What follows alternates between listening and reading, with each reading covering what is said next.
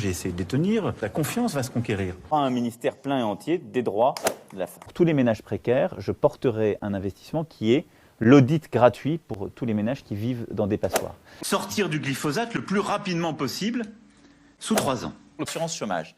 L'objectif n'est pas du tout ni de diminuer le niveau, ni de réduire les durées. Là-dessus, je peux vous rassurer. Dans le quinquennat, nous devons fermer toutes les centrales à charbon qui existent encore dans le pays. Dans les 5 ans qui viennent, je garantis le maintien de tout. Il n'y aura pas de décalage de l'âge de départ. Je ne modifie pas l'âge de départ à la retraite. Je ne proposerai pas de modifier durant le quinquennat à venir l'âge de départ à la retraite. Je proposerai une réduction d'un tiers du nombre des membres des 3 assemblées constitutionnelles. Je me suis engagé à la couverture intégrale pour tous les Français en très haut débit, afin de parvenir à une couverture en haut et très haut débit d'ici la fin de l'année 2020. Changer notre mix électrique pour atteindre à horizon 2025 les 50%. Les ministres eux-mêmes doivent devenir comptables des actes accomplis dans leurs fonctions ordinaires.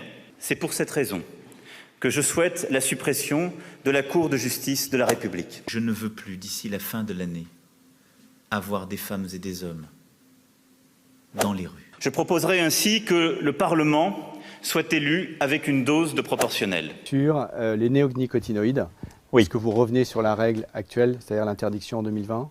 Non. Je veux que d'ici 2022, on ait au moins 200 000 jeunes qui puissent bénéficier d'Erasmus. Nous proposons, dans les zones les plus en difficulté, diviser par 2 le nombre d'élèves par classe. Ne pas investir pour notre part en tant que candidat d'En Marche aux élections législatives, un candidat qui aurait un casier judiciaire, approcher le régime de retraite aujourd'hui qui par nos parlementaires avec le régime de retraite de droit commun. Je me suis attaché à simplement faire ce à quoi je m'étais engagé durant la campagne présidentielle. Alors j'annonce que si les Français me font confiance à nouveau, nous lancerons immédiatement un effort massif de purification de l'air dans nos écoles, nos hôpitaux, nos maisons de retraite et dans tous les bâtiments publics. Et vous en verrez les premiers résultats avant la fin de cette année. Avant la fin de cette année. Parce que c'est notre projet.